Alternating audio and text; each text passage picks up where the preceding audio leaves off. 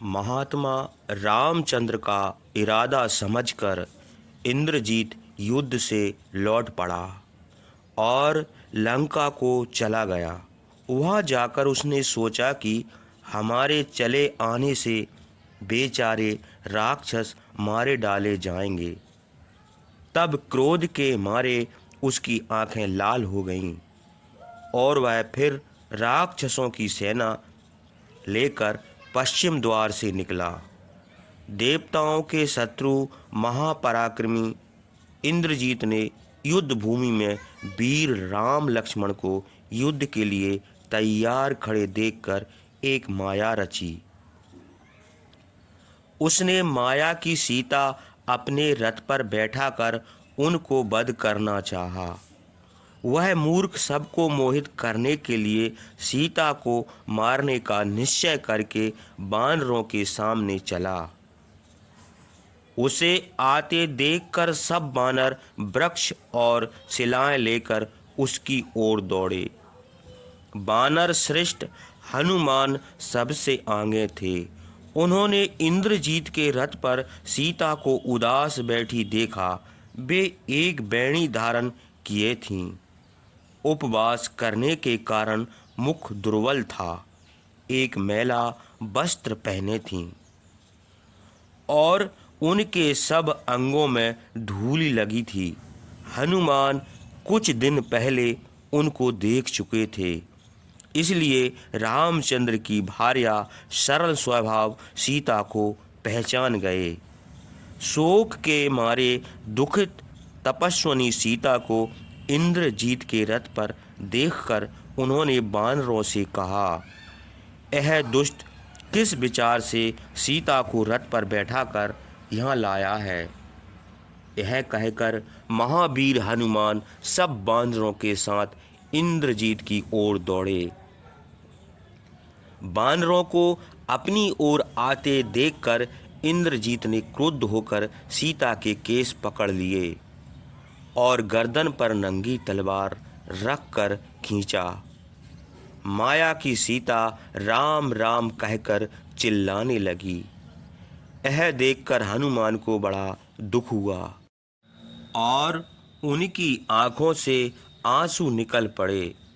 रामचंद्र की प्रिय स्वर्ग सुंदरी सीता की यह दशा देखकर हनुमान क्रोध होकर इंद्रजीत से कठोर वचन बोले, रे दुष्ट, तू अपने विनाश के लिए सीता के केस क्यों पकड़ता है।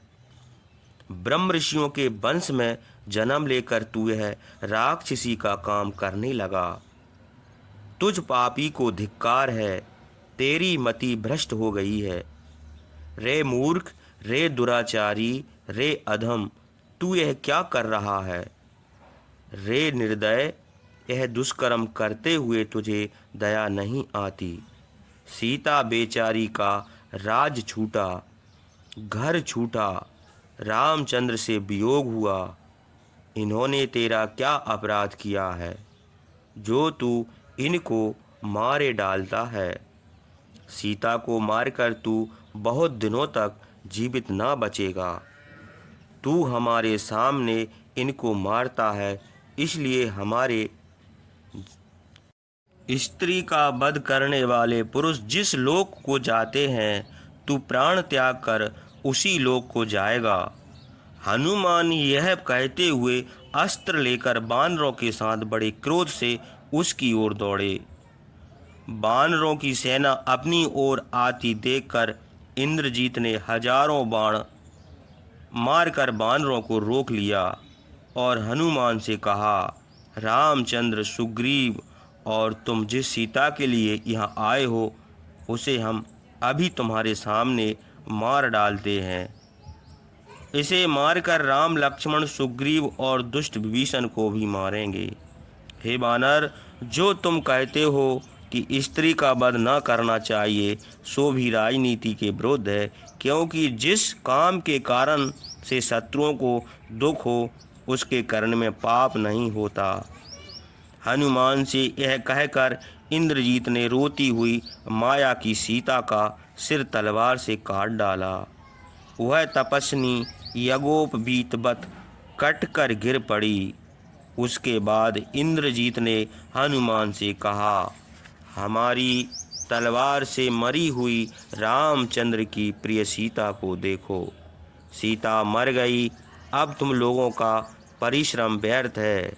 यह कहकर वह अपने रथ पर बैठकर बड़े जोर से गरजने लगा। उसके समीप ही खड़े हुए बानरों ने मुंह फैलाए गरजते हुए इंद्रजीत का शब्द सुना।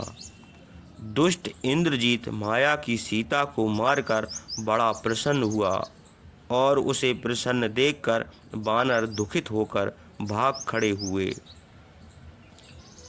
वज्र के शब्द के समान इंद्रजीत का भयानक गरजना सुनकर जब सब बानर उदास होकर डर के मारे भागने लगे, तब महावीर हनुमान ने पुकार कर उनसे कहा, तुम युद्ध का उत्साह छोड़कर कहाँ भाग जाते हो?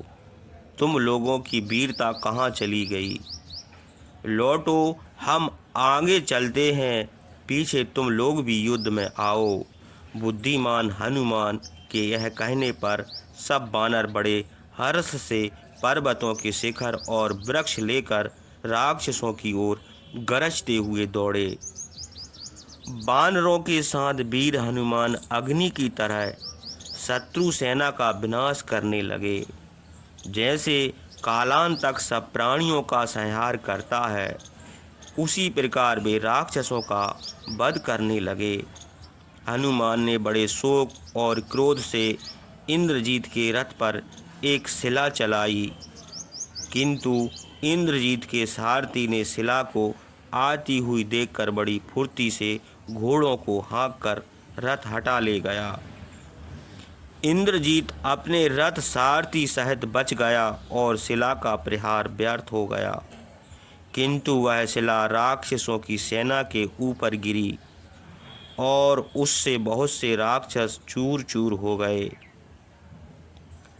उसके बाद बड़े बड़े बानर वृक्ष और पर्वतों के शिखर इंद्रजीत के ऊपर फेंकने लगे। उनकी मार से भयानक राक्षस घायल होकर पृथ्वी पर लौटने लगे। बानरों का गरजना सुनकर और राक्षसों का वध देखकर इंद्रजीत अस्त्र लेकर बड़े क्रोध से दौड़ा। उसने अपने सैनिकों के साथ बाण बरसाकर बहुत से बानरों को मार डाला। बानरों ने भी शूल, वज्र, खड़ग, पटिश और मुदगर आदि से इंद्रजीत के सैनिकों को मारा। महाबली हनुमान ने बड़े बड़े समूचे वृक्ष जड़ समेत उखाड़कर राक्षसों का विनाश किया। उन्होंने उसी जगह राक्षसों को रोककर बानरों से कहा, हे बानरों, चलो अब हम लोग लौट चलें, क्योंकि राक्षसों की सेना का विनाश हम लोगों से नहीं हो सकता। रामचंद्र का प्रिय करने की इच्छा से सीता के लिए हम लोगों ने प्राण छोड़ने पर उतारू होकर इतना युद्ध किया और अनेक प्रकार के यत्न किए, किंतु जब सीता मारी डाल गई तब युद्ध करना व्यर्थ है। अब रामचंद्र और सुग्रीव के पास चलकर यह हाल कहें, फिर जैसा वो कहेंगे वैसा किया जाएगा। यह कहकर हनुमान ने अपनी सेना को युद्ध करने से रोक दिया और सब बानर को लेकर धीरे धीरे रामचंद्र के पास चले। हनुमान को सेना के साथ लौटते देखकर दुष्ट इंद्रजीत होम करने के लिए निकुंभला नामक देवालय को गया। वहाँ उसने यज्ञ भूमि में अग्नि प्रज्वलित करके रुधिर और मांस की आहुतियाँ दीं। अग्नि, मांस और रुधिर से तृप्त होकर संध्या समय के सूर्य के समान देख पड़ने लगा। इस प्रकार इंद्रजीत ने विधि पूर्वक हवन किया और उचित अनुचित समझने वाले राक्षस उसी स्थान पर खड़े रहे। इधर रामचंद्र ने बानरों और राक्षसों का घोर संग्राम सुनकर जामवंत से कहा, हे सौम, अस्त्रों का भयानक शब्द सुन पड़ता है, इससे निश्चय जान पड़ता है कि महाबली हनुमान कठिन काम कर रहे हैं। इसलिए ऋक्षेश, तुम अपनी सेना लेकर शीघ्र जाओ और युद्ध करते हुए हनुमान की सहायता करो। यह सुनकर जामवंत बहुत अच्छा कहकर अपनी सेना के साथ पश्चिम के फाटक की ओर, जहाँ हनुमान युद्ध करते थे, चले। किंतु मार्ग में ही युद्ध से लौटते हुए लंबी सांसें लेते हुए वानरों के साथ हनुमान को देखा। हनुमान ने काले बादलों के समान रीछों की सेना युद्ध के लिए आती हुई देखकर दूर से ही रोका, जिससे सेना खड़ी हो गई।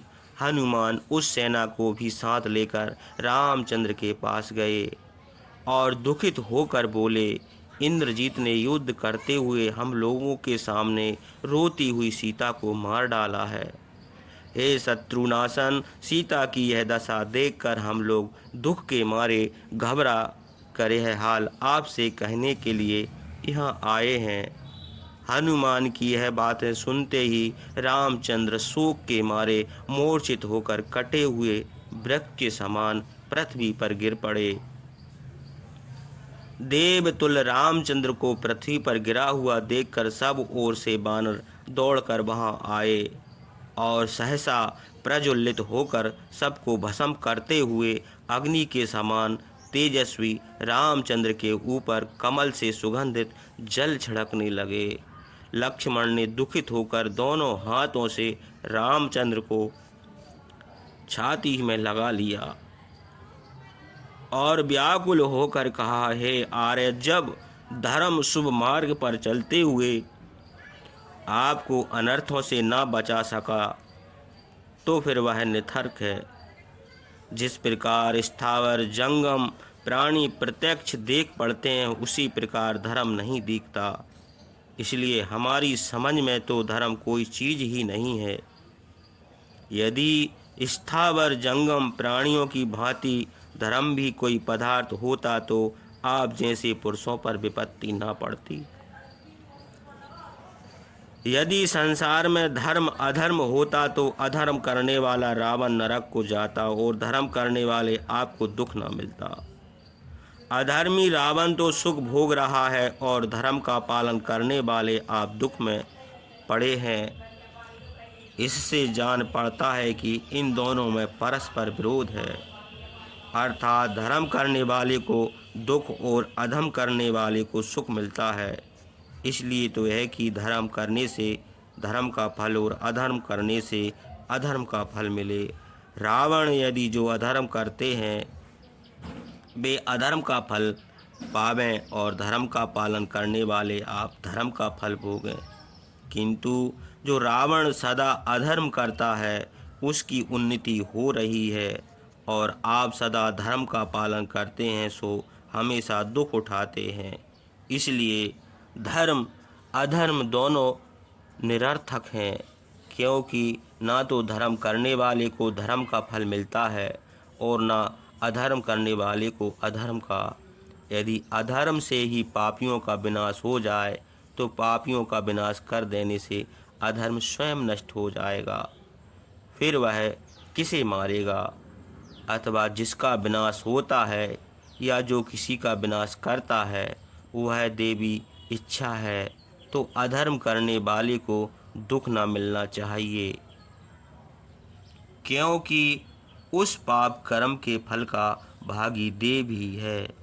हे शत्रुनाशन, जो धर्म प्रत्यक्ष नहीं देख पड़ता, केवल अनुमान से जाना जाता है, उसके बल पर आप कैसे कल्याण पा सकते हैं?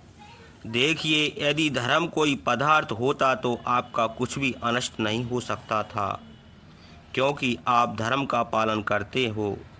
जो आप इस प्रकार के दुख उठा रहे हैं, इसी से सिद्ध है कि धर्म कोई चीज़ नहीं है, अथवा धर्म इतना दुर्बल है कि वह पुरुष का संहार चाहता है।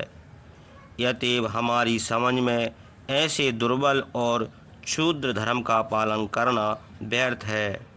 जब पराक्रमी से ही काम सिद्ध होते हैं और पराक्रम के ही साथ धर्म का फल मिलता है, तो धर्म को छोड़कर पौरुष की ही करना उचित है। परंतु यदि सत्य बोलना धर्म है तो जब राजा दशरथ ने प्रजा के सामने आपको राज देने की प्रतिज्ञा की और फिर उसका पालन ना करके निर्दयता से आपको बन जाने की आज्ञा दे दी, तो आपने झूठ बोलने वाले पिता को क्यों कैद नहीं कर लिया? यदि केवल धर्म का पालन करना अथवा केवल अधर्म करना ही क्षत्रियों का कर्तव्य होता तो वज्रपाणी इंद्र विश्वरूप मुनि को मारकर यज्ञ न करते।